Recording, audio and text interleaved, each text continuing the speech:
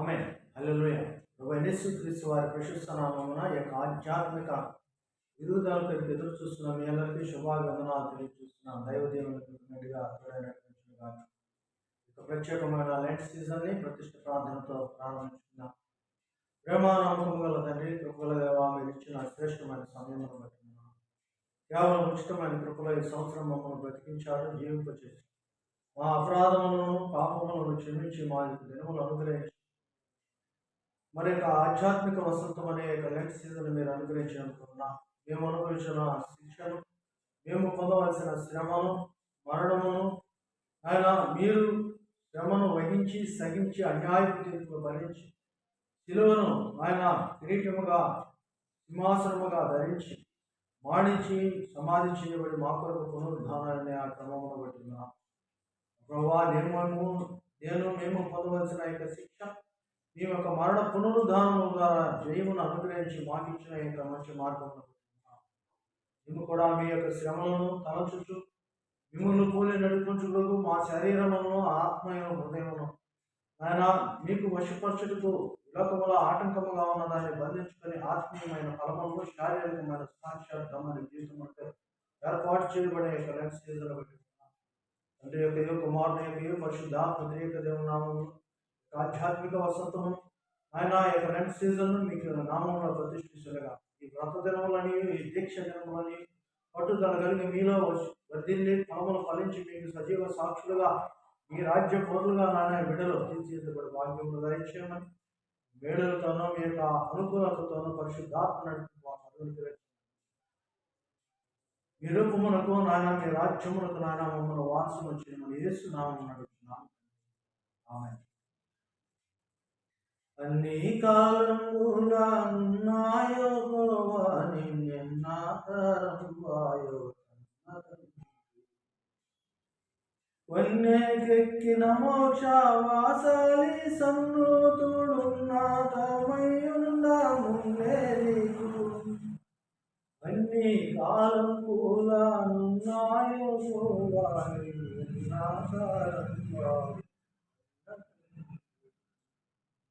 నిన్ను ప్రకటన చేయానికి లోకములను చేసిన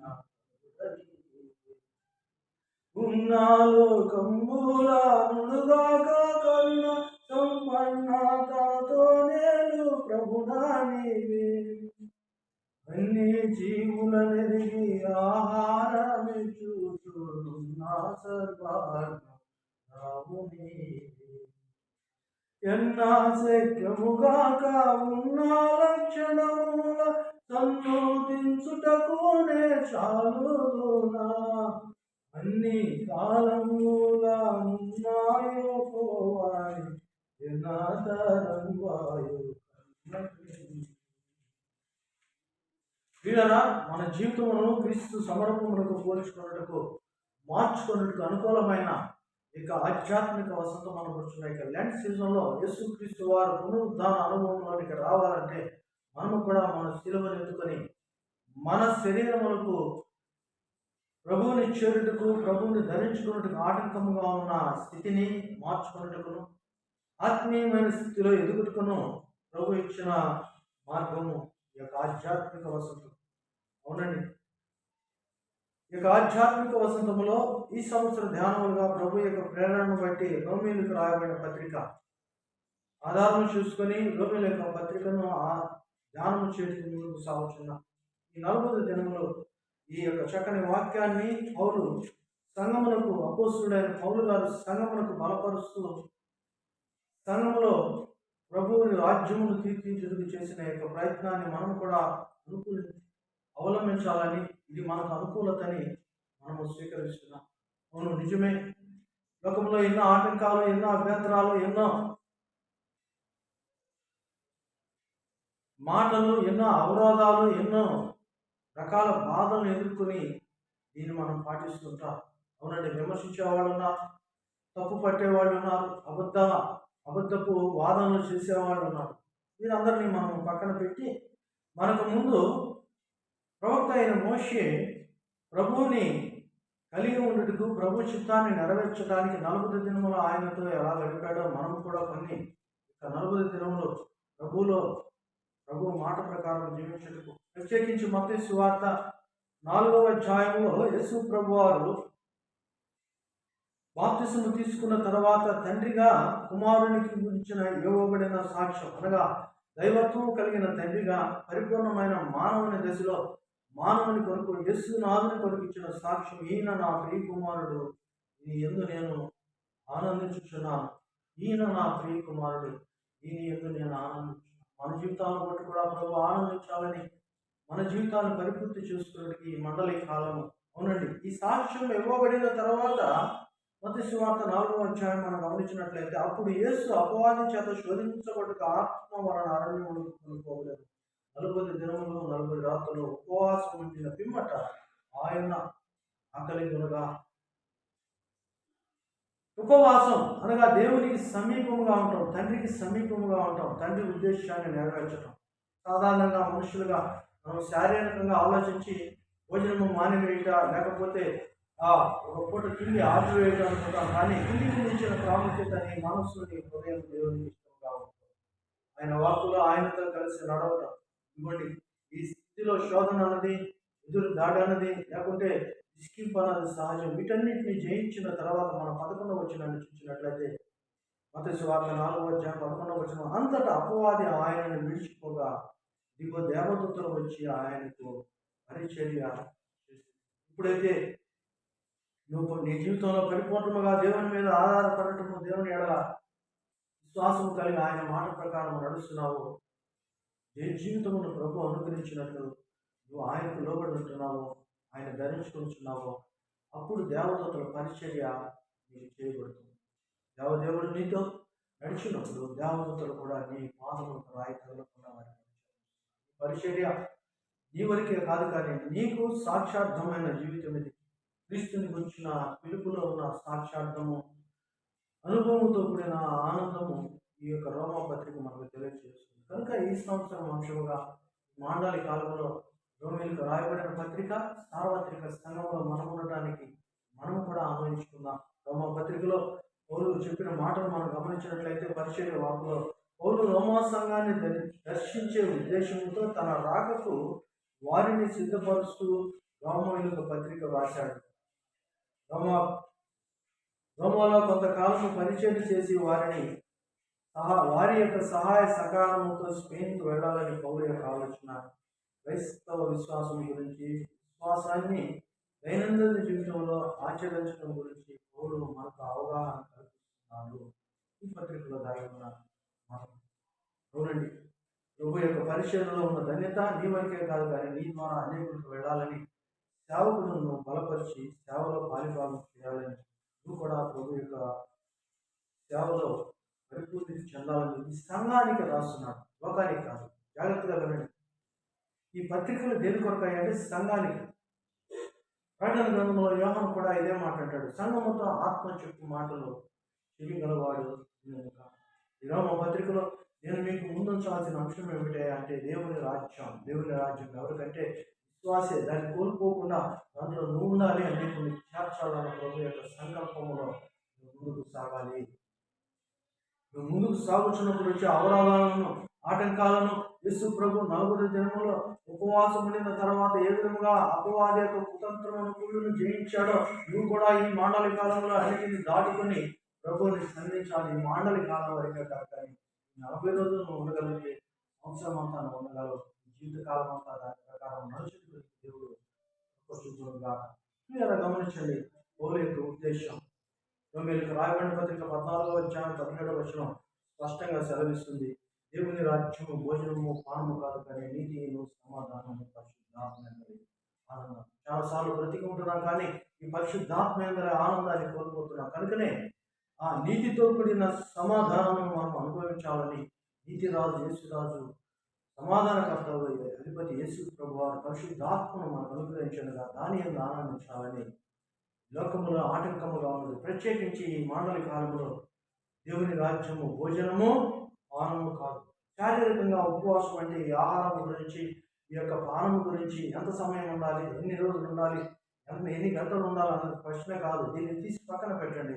నువ్వు దేవునితో ఎంతకాలం నడుస్తున్నావు, దేవుని మీద ఆధారపడి ఆయన మాట ప్రకారం నడుస్తున్నావా లేదని ఇక్కడ నీతి అనగా తండ్రిని చూపిస్తున్నాడు, సమాధానం అనగా కుమారుని చూపిస్తున్నాడు, పరిశుద్ధాత్ముడు అనగా నీలో నిన్ను నింపి నిన్ను ఆనందపరిచి వేస్తున్నాడు.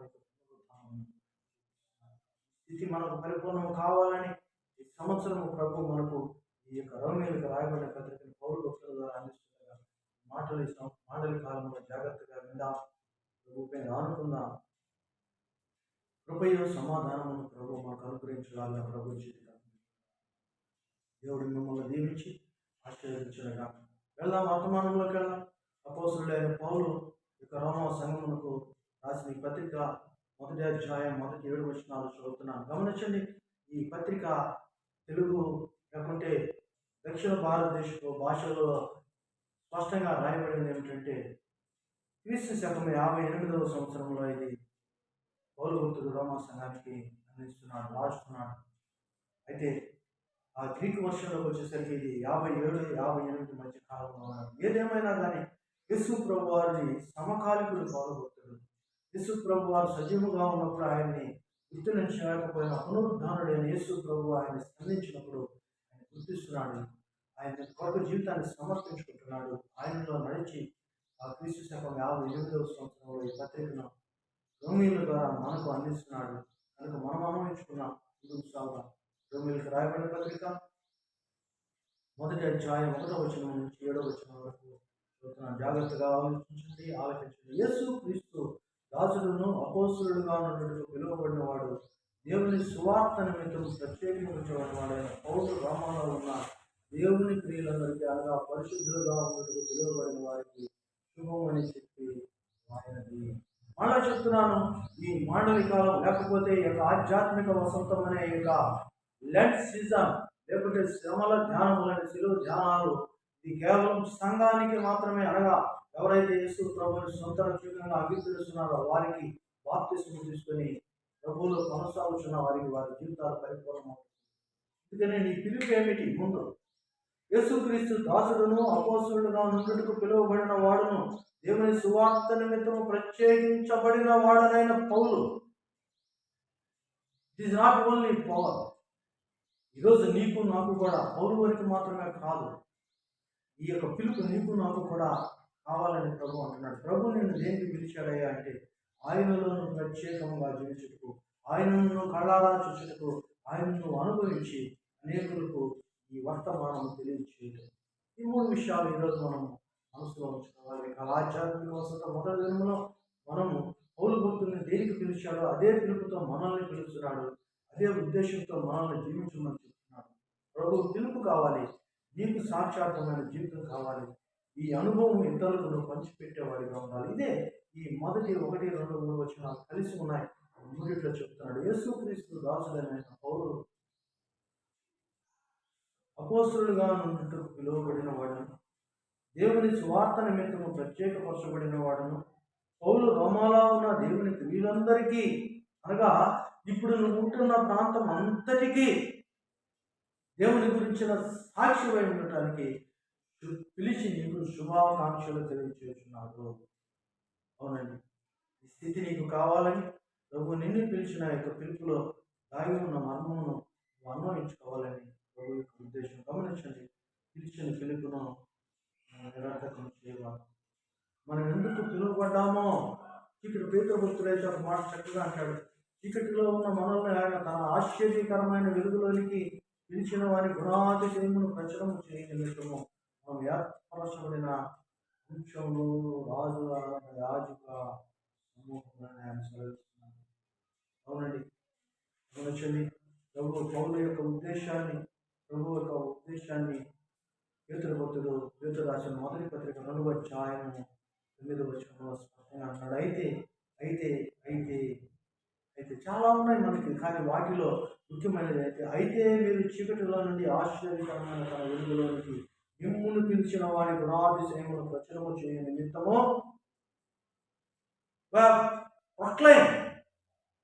మనం ప్రచురపరచాలి. ఎలా?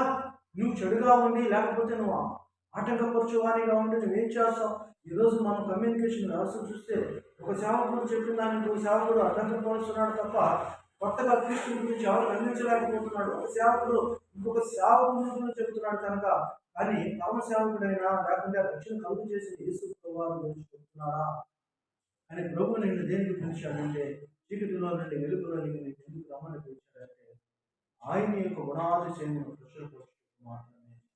నీ స్థాయి ఉంది, ఏ స్థాయిలో ఉన్నావో, పరిశుద్ధ జనముగా ఉన్నావో, దేవుని సొత్తైన ప్రజలుగా ఉన్నావో అది ఆలోచించు. ఏ స్థాయిలో ఉన్నా నీ యొక్క స్థితి పెరగటానికి ఈ యొక్క మొదటి దినంలో మనం నేర్చుకోవాల్సింది, మనం సాక్షులుగా ఉండాలి. మన సాక్ష్యం దేవునికి అంగీకారముగా ఉండాలి. ఎలా ఉండాలి సాక్షిగా?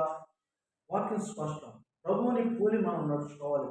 పోలుగుర్తుడు అంటాడు, పోలుగుర్తుడు అంటున్నాడు, నేను క్రీస్తుని పోలి నడుచుకున్నట్టు మీరు మమ్మల్ని పోలి నడుచుకుంటుంది. ఇంకా యేసయ్య అంటాడు, ప్రతి వాడు తన శిలువను ఎత్తుకొని నన్ను వెంబడించని ఎడల వాడు నాకు పాత్రుడు. వాడు పేతురు గుర్తుడు అంటాడు, మనం క్రీస్తుని వెంబడించక లోకాన్ని వెంబడిస్తున్నామేమో ఒకసారి ఆలోచించుకున్నాను. అందుకని ప్రతి సంవత్సరం యొక్క ఆధ్యాత్మిక వసంతం ఏదో ఒక రీతిగా నేను ఎందుకు తాకుతున్నానంటే, పేతురు రాసిన మొదటి పత్రిక 4వ అధ్యాయంలో క్రీస్తు శరీరం ముందు శ్రమపడిన కనుక మీరును అట్టి మనసును ఆయుధముగా ధరించుకున్నది. శరీర విషయంలో శ్రమపడిన వాడు శరీరం ముందు జీవించి మిగిలిన కాలము ఇక మీదట మనుజాశలు చెప్పును అనుసరించి నడిచిన కనుక దేవుని ఇష్టానుసారముగా నడుచుకుని పాపము జోలికి ఏమియో ఉండదు. కన్ఫామ్ ఉన్నదంతా అక్కడ చెప్పి మనకు స్పష్టత కలుగు చేస్తున్నాడు. ఇక మీద నువ్వు పాపం జోలికి వెళ్లకుండా ఉంటావు కనుక ప్రభు నామంలోనే నువ్వు పాపం చేస్తున్నావేమో, నీ యొక్క జ్ఞానం ఆధారం చేసుకొని ఇదే కరెక్ట్ అని అనేక బోధిస్తున్నావేమో, కానీ నిన్ను తెలిసిన పిలుపును నిరర్ధకం చేయక ప్రభువులో ఉండాలని దేవుని యొక్క ఉద్దేశం. కనుక నీ పిలుపు ఏమిటి? నిన్ను దేవుడు ఏర్పరిచిన విధానం ఏమిటి? నీ సాక్ష్యం ఏమిటి? నీలో ఆనందం ఏమిటి?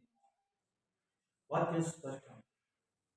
నీతిరాజు యేసురాజు సమాధానకర్త యేసు ప్రభువారు నీలో పరిశుద్ధాత్మను ఎందుకు పెట్టాడంటే, ఆయన ఆనందము కొరకు, కానీ లోకం వచ్చినట్లు నువ్వు జీవించడానికి కాదు, లోకుల వలె నువ్వు ముందుకు సాగుటకు కాదు. కనుక సహోదరుడా సహోదరి, ప్రభు యొక్క కృప పొందుకో, ప్రభువులో దీవించబడు, ప్రభు యొక్క కృపను పొందుకొని దేవుని మేడంతో ముందుకు సాగు.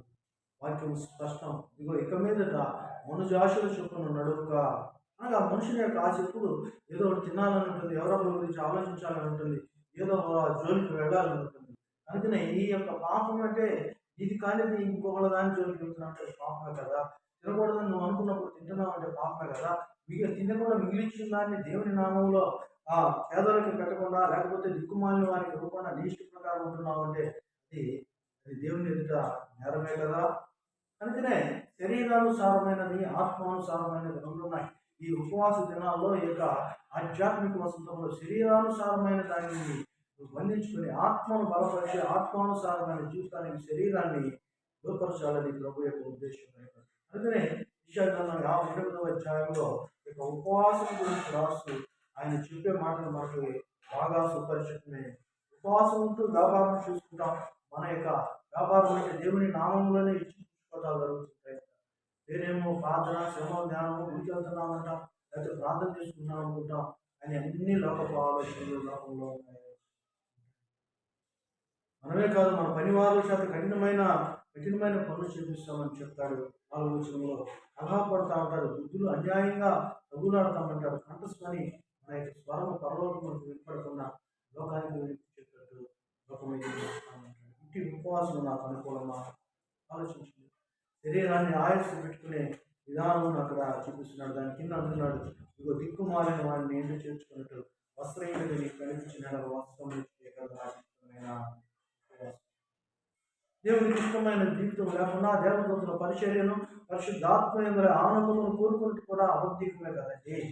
ఎంతవరకు న్యాయము అయినను ప్రభు మనం ఈరోజు కనుకనే ఇక్కడ అంటాడు ఆయన, మనం పిలువబడిన పిలుపును జ్ఞాపకం చేసుకుని పిలుపు ప్రకారం జీవించండి. చదువుతున్నాను గమనించండి. అపోస్తులైన పౌలు రోమీయులకు రాయబడిన పత్రిక ఆ యొక్క 1వ వచనం నుంచి 7వ వచనం వరకు, యేసు క్రీస్తు దాసులను అపోస్తలుగా మీరు పిలువబడిన వాడిని, దేవుని సువార్త నిమిత్తము ప్రత్యేకించబడిన వాడిని పౌలు రోమేలో ఉన్న దేవుని వీళ్ళందరికీ అనగా పరిశుద్ధులుగా ఉండడానికి పిలువబడిన వారందరికీ మా తండ్రి అయిన దేవుని నుండి ప్రభు అయిన యేసుక్రీస్తు నుండి కృపయు సమాధానమును మీకు కలుగును. Is most important. కృప సమాధానం అందుకోవాలి. ఇది పరిశుద్ధాత్మ అనుభూతులే ఆనందము. ఎవరికి వస్తుంది ఇది? దేవుని ఎడల ఆసక్తి కలిగి దేవుని కార్యములను నెరవేర్చే వారికి మాత్రమే. దేవుడు తన కుమారుడును తన ప్రభు అయిన యేసుక్రీస్తు విషయమై ఆ సువార్తను ఆ పరిశుద్ధ లేఖనములు తన తన ప్రవక్తల ద్వారా ముందు వాగ్దానం చేసిన క్రీస్తు శరీరమును బట్టి దేవుని సంతానముగా మృతుల నుండి పునరుద్ధానుడై పరిశుద్ధాత్మైన ఆత్మను బట్టి దేవుని కుమారుడుగా ప్రభావముతో నిరూపింపబడిన ఈయన నామము నిమిత్తము సమస్త జనుల విశ్వాసమునకు విధేయులైనట్లు వీరి ద్వారా మేము కృపను అపోస్తలత్వమును పొందుతున్న వీరును వారిలో ఉన్నవారై. చాలా ఇంపార్టెంట్. ఇది పౌలు వరకే కాదు, వీరును అంటున్నాడు ఇక్కడ. పౌలుతో కూడా ఉన్నవారు మనమును పరిపూర్ణము కావాలని క్రీస్తు వారుగా ఉండుటకు పిలువబడి ఉన్నారు. మనం లోకపు వారము కాదు, క్రీస్తు వారముగా ఉన్నామని పిలువబడి కనుక ఇది పిలుపును నిరర్ధకము చేయక ప్రభువులో ఉండాలని, ప్రభుత్వ జీవించాలన్న యేసునాథుని ఆశను నెరవేరు. ఈ ఆధ్యాత్మిక వసతుల గద్యంలో మనం ఏ పిలుపు అయితే మర్చిపోయామో, ఏ యొక్క సాక్షాత్మైన జీవితాన్ని అయితే జీవించలేకపోయామో, ఏ విధమైన పరిశుద్ధ ఆత్మనైతే మనం అనుభవించలేకపోయామో, ఆనందించలేకపోయామో, దానికి మొదటి దినము నేను ప్రభు నాన్ని పలుకుతున్నాడు. పిలిచిన పిలుపు నువ్వు నన్ను అంగీకరించి బాప్తిస్మం తీసుకున్న రోజుని తీర్మానం ఇదిగో నా కొరకు నువ్వు జీవించిన విధానంలో నీకున్న ఆనందం ఈరోజు లేకపోవటానికి కారణం నువ్వు జ్ఞాపకం చేసుకో. పరిశుద్ధాత్మ ఆనందంగా జీవించుటకు సంఘములో ఎత్తబడే విధంగా ఉండాలని ఈ వాక్యం సెలవిస్తుంది. కనుక ప్రియులారా, మన పిలుపును జ్ఞాపకం చేసుకున్న ప్రభుత్వ పాలివారం ఈ దినము మొదలుకొని ఈ యొక్క 40 దినములు ఈ రోమా పత్రిక ద్వారా ప్రభు మనతో మాట్లాడుతున్న ప్రతి మాటను అనుభవించుకున్న ప్రభు కృప మనకు తోడై నడిపించుగా ప్రార్థన చేస్తున్నా. ప్రేమగల తండ్రి, కృపగల దేవా, మీలో మేము నివసించుటకు, మీ రూపమును ధరించుటకు, మీ అందరి ఆనందమును నాయన ఇతరులకు అందించి మీ రాజ్యములో నాయన అనేకులుగా మేము ముందుకు వేసుకుంటున్నాం.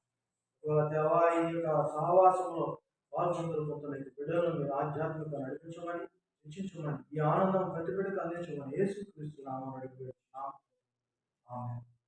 తండ్రి, కుమార, పరిశుద్ధాత్మ త్రియేకులు సకలమైన సదా మీ కుటుంబంలో వ్యక్తిగత జీవితంలో ప్రభు నిత్యము నడిపించుగా.